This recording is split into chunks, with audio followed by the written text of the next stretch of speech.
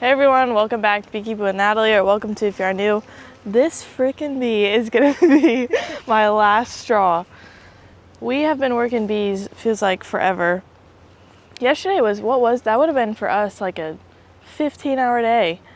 So it's all fun. I enjoy it, but sometimes getting back into the bee yard the next day, it's like, oh, your back is done. And anyways, so today we're going to be doing some grafting. My videos have been all over the place because we've just been filming whenever we can, and we've kind of figured out that this is the time of the year to film everything because there's so much going on, and honestly I feel like we've missed out on some good videos just because you're in the moment and you don't want to film, but also there's just so much going on right now. So anyways, we are grafting today. We've grafted, I don't know how many times now. It's probably only been 3 times that we've grafted, but we've been doing a couple hundred every time. It's 45 on one hive that we'll do. The most we'll do is 45, which is 3 bars, which I'll show you all that later. But I don't really like to do any more than 45 just because I think you start pushing it a little bit. But we kind of did whatever we wanted to with it. We wanted to put some pollen patties on, and I didn't want to mess with the feeder shims and everything, so we just switched the lids. But this is an Apame box, and this is a Corey Stevens queen that we got last year inseminating down there, and we've been grafting off of her a couple times, and we're going to do it again because we've got there's a plan for these queens. And one thing about grafting is you got to be really good at looking at a calendar, because you got to count those days and be really, not exact, but really close. Just knowing when they're going to emerge, or when they're capping it, when they're going to emerge, when they'll go on their mating flights, when they should come back mated, just all of that. So I did a video I don't know what days they were, but I posted starting our starter finisher or your grafting hive, queenless hive, whatever you want to call it, and then going through and tearing down emergency cells. And I usually get 3 grafts out of one hive. You can get 4, I think, but it usually they don't look as good, and they don't want to make them because they're just getting to the point, like they've made hundreds of cells at that point. So we usually only do 3 grafts. So this will be our last graft in these hives before they need to be split down, and we'll make them into just normal hives. But now we're gonna do the fun part, which is grafting. So I'm gonna go through a hive that I wanna graft from, and whenever you're looking for a hive you wanna graft from, just think about your favorite hive. They're good with pests, and like this time of year, we're looking for a hive that doesn't have very many beetles. They have good honey production, good bees, a lot of bees. They're nice, good solid brood patterns. Whoa, almost dropped that. That would have been fun. But the thing is, this hive, I'm not really worried too much about what they look like because it's those genetics I want anyways, so we're just gonna graft off of it. The brood pattern looks okay. It's not bad. It's not horrible. Sometimes you can get a little bit more solid, but definitely not mad about it. This next one looks good too. So whenever I'm looking for a frame to graft from, typically the frames with brood on it aren't going to be very good. I say that as I pull out a potential graft. So I look for pretty much, you have an egg, and then right when you can say it hatches, I guess, kind of hatches from that egg, it turns into a C shape, and that's when it looks like a larva. That's what I'm looking for, that tiny little larva that just hatched from that egg. And sometimes you have to really get in the sun to see it, but these look pretty good. Now me and Corey were talking, it was probably like a week ago or so, and we were talking about how we always go for the tiny little stuff that's like you can barely see it, and I think the bees like it better, but it's harder to graft, one, because it's hard to see it, And 2, I think they're just a whole lot more delicate than the older stuff. So it's just harder to graft. But the bees prefer it, I think, and they have a better take typically. Last time I kind of did a little, just, There she is. oh. So this is all eggs, and then there she is. She's number 17, green dot from last year. I'm gonna put her back in there because this is just eggs anyway, so I won't want that frame. I think I'm gonna maybe take this one. The frame I said I probably wasn't gonna take, we're gonna take that one. And why It looks, are you taking that one? because it's right in between. It's got all the stages. It's got brood. They've got some cups down here. I don't know why, because they've got empty frames, but I just smush them. So it's got all stages. In the middle here, it's got brood and larva, and out here, it's got eggs. So right in this spot is gonna be where I'm gonna find all that larva. You probably won't be able to see it, but this is the thing about grafting is you can learn as much on video and really try. And the first way I ever learned how to graft was actually from Cayman's videos. My dad, it was the night before, and he said, watch this series, and then tomorrow we're gonna go do it. And I said, okay.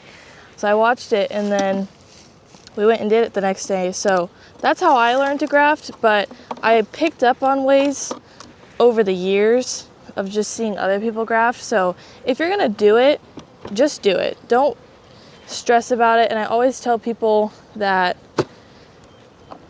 a lot of the time, I don't know what the percentage would be, but a lot of the time, people think that they're the problem and they're the one that the reason they didn't get a good take is because their graft was bad. But a lot of the time, it's actually not you, and it's your starter finisher. The hive that you put those grafts into, a lot of the time they're the issue. I don't know what it is. It is so hard to get a good starter finisher, especially on your first take, like your first graft. I'm just gonna use this brush to brush these off because I don't want them in there with me. They love it. They absolutely love it. They get stuck in there and they try to sting it. Sometimes you can just use some grass too, if you don't have a bee brush. Also, a lot of bee brushes will come really long. Like this one was cut down halfway, so it was really long. Those they just don't work very good. So if you give it a little haircut, I don't know who did this one, but it's not good. I was just talking the other day about how we probably need to get a second one.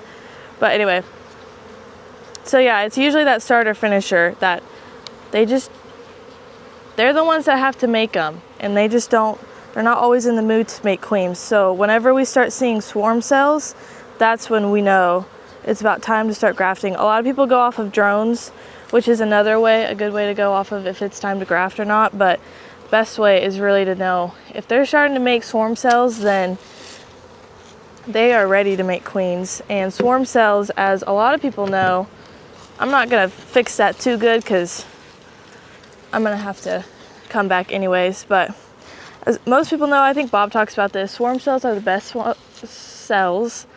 So if I can get a hive that's swarmy and ready to go into a starter finisher and put cells in there and they make kind of like swarm cells almost, then I'll be pretty happy. So that's usually what we try to do with our starter finishers. And I think our starter finisher this year was just a little bit too early.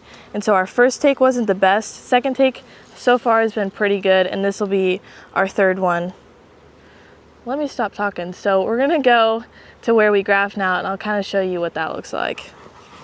Okay, so we like to pretty much kill ourselves in here. Now, I'm the one who actually does the grafting, so it doesn't matter to my parents, except right now, she knows it sucks.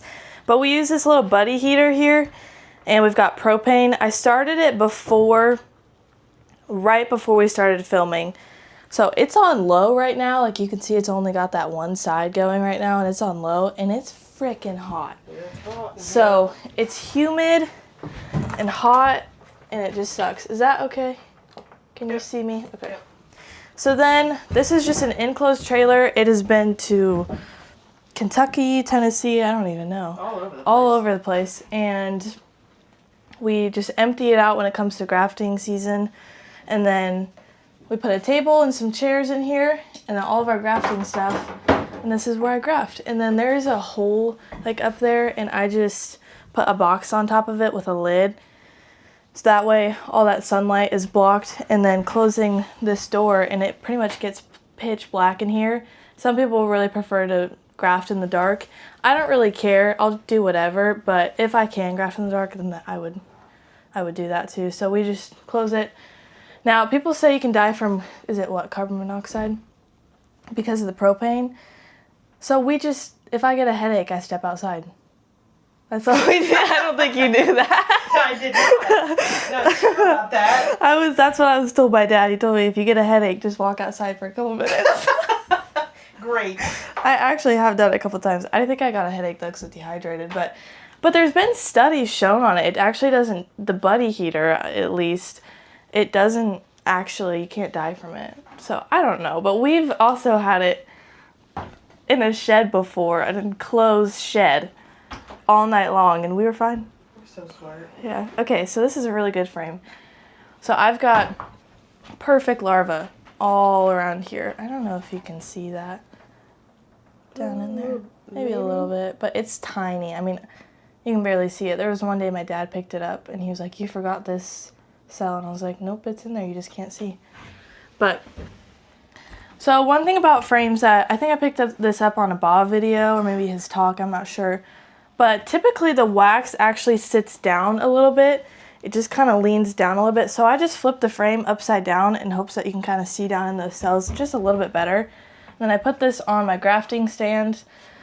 I'm lazy and I've gotten to the point where I just don't even screw these up and down. I just keep it at the perfect height to where I don't have to screw it anymore. That way I can flip it back and forth because I get tired of messing with it and they break. And I usually like to flip the frame a couple of times every now and then. So anyway. You need to take a picture of the larvae so that I can maybe take a picture and then I'm going to have to edit this because there's clips in it. So I'll put the picture like right here or something and that'll just show. Well, I'll have to do it right now. Oh, okay. Well, you're not going to use all those larvae? No, I won't use all of it. Okay. We just talk like it's a podcast. Yes. Yeah, we don't care.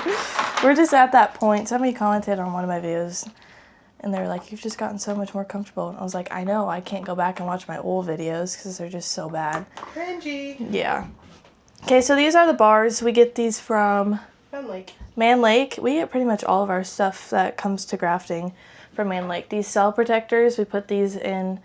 We put the cells in these. That way we can drop them in and move them around, put them in the incubator, all that stuff. Those are from Man Lake. The bars are from Man Lake, and these cups are from Man Lake. So we just get a big old thing of these. I think this is 1,000. And I'm gonna do 3 bars today, which should be plenty. And if the weather's not super great, like it's a little cold out, and even if you think, oh, it's hot out today, and you're not like really, really sweating, it's cold for this larva. So if it's just there's a little bit of a breeze, then I usually end up worrying about the larva just a little bit because it can chill really fast. So if I were doing another 45, I was doing a couple of different hives, I would actually switch this frame out just so the larva doesn't chill, especially because by the time I do the first bar, it's going to go right here and it's going to sit here for who knows how long, depending on how long it takes me to graft the next one. Anyway, it's all about time, really, just making sure that your larva doesn't chill. It's just really important to make sure that doesn't happen, and that's why we keep it so hot in here. So these just pop in, and then that's how we'll take them out and put them in those cell protectors. And then I just need a few more here. I'll just do 2 right now, and then I'll fill up the next one later. So it'll be 3 bars, but this is just some pollen sub we had in here. And then for the actual grafting part, there's different tools that you can use. There's I'll just name some of the popular ones. The Chinese grafting tool. Well, I'll talk about that later. The German grafting tool. Master grafter.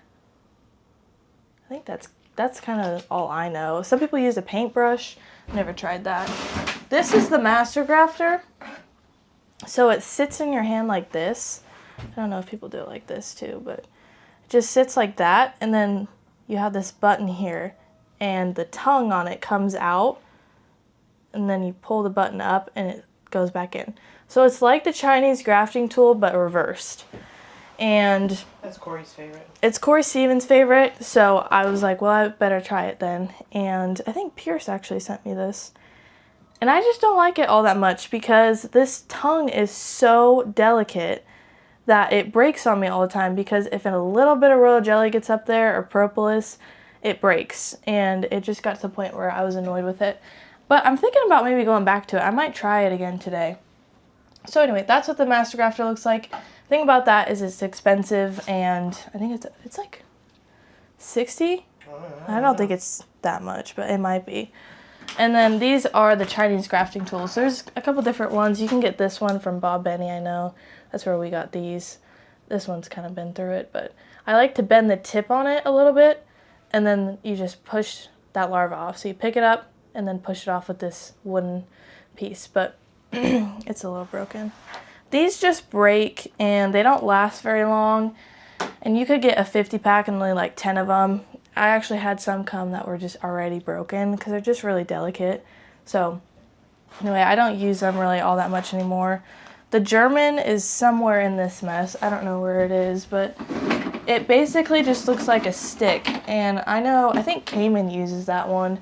I tried it and I could not figure it out. I can pick up that larva really easily. I can just never get it off. So I was walking around in here when I was grafting last year, and I found this like on the floor. I was like, what is that? So I picked it up and I started using it.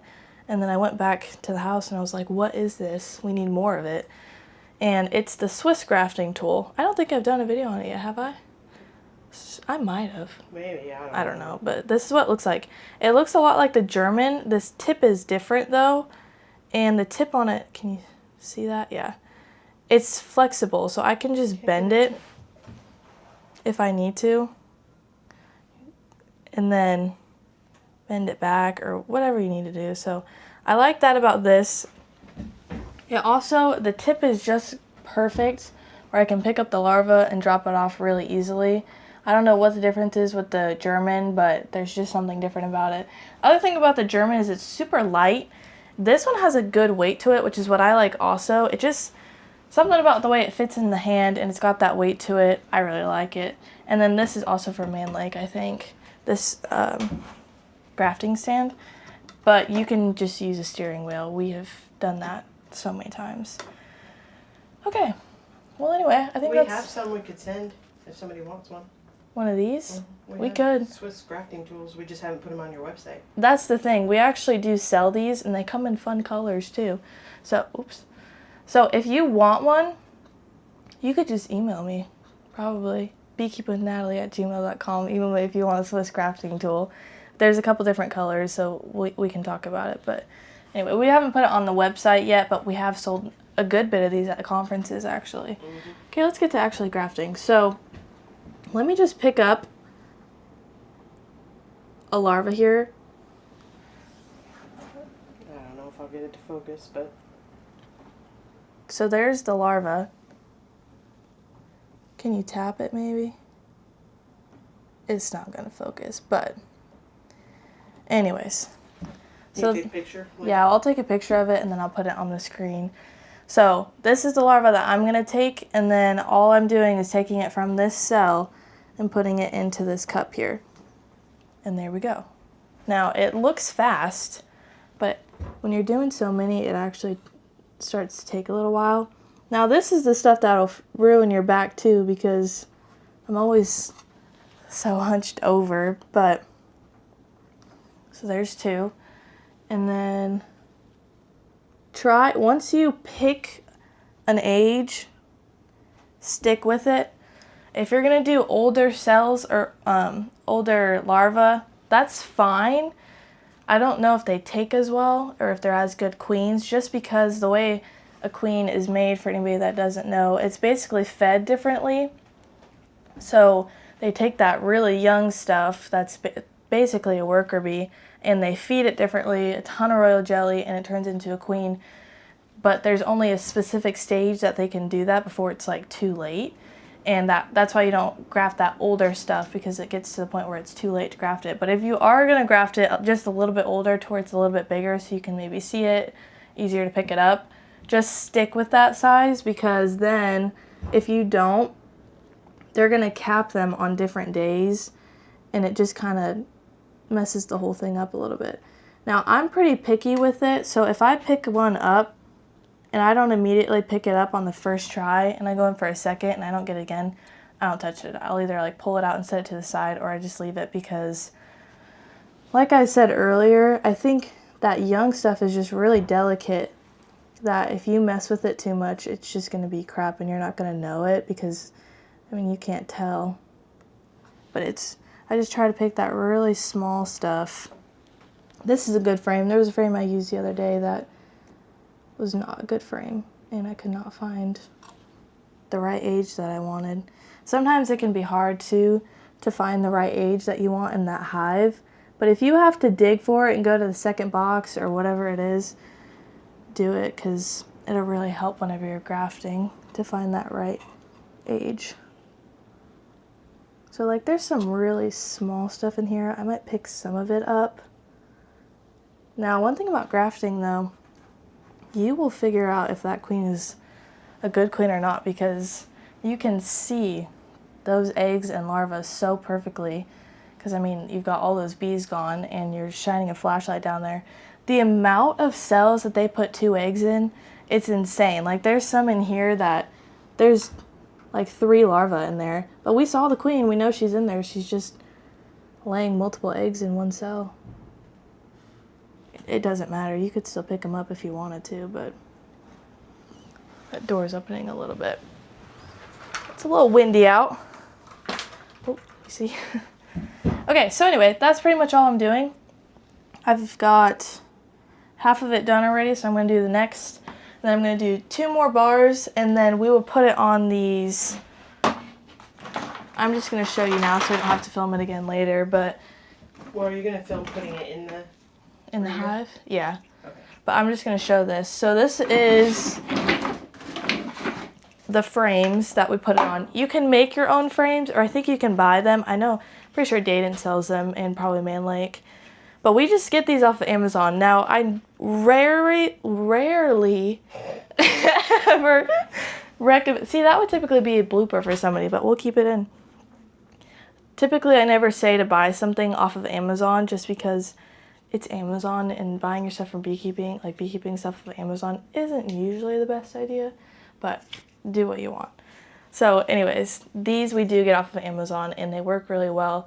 These little notches break every now and then, but I like them because they're cheap and they work well, and they compact really easily for the winter time too. So these just stick in here, and you can fit 4 bars, but we only do 3. So these just, I like to keep them tilted up until it goes into that hive, and then goes in like that, and then you put your rest in, and then once you put it in the hive, it goes in like this, and it's just like a frame.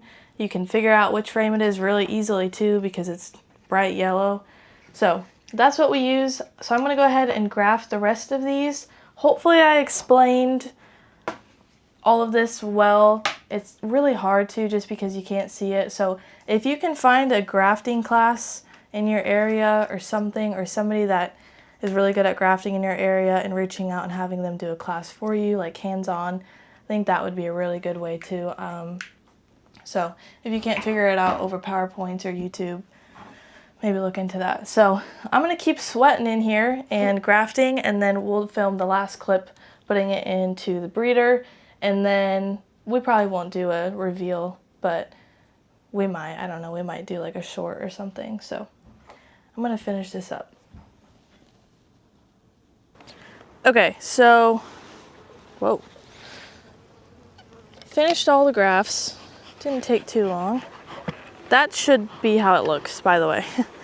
Your cell builder should be just chocked full of bees. This is one of the cell builders I did a video on. I dropped this on just the other day, and they're definitely getting to it. So I think this is like the third one we've put on actually. They are blowing through these pollen sub. So, which is good. Want to make sure they have plenty of it. Now, I marked the frame that I wanted to pull out. Just put a big ol' X on it. Because they've been queenless for like 2 days, I think. Just because I want to make sure that they were just hopelessly queenless when I put the next grafts on. What? They haven't had grafts in 2 days? Yeah, like I pulled the grafts out, went through, checked emergency cells, tore them down. They were capped and ready to go. So I tore them down and then we left them queenless for just a couple of days. So now they are hopelessly queenless. They don't have anything. So all they have are going to be these grafts. So let's just hope that they use them. So then this just drops in here. And then they've got their pollen, and I'm going to put some more syrup on. Now I wanted to mention a couple of things.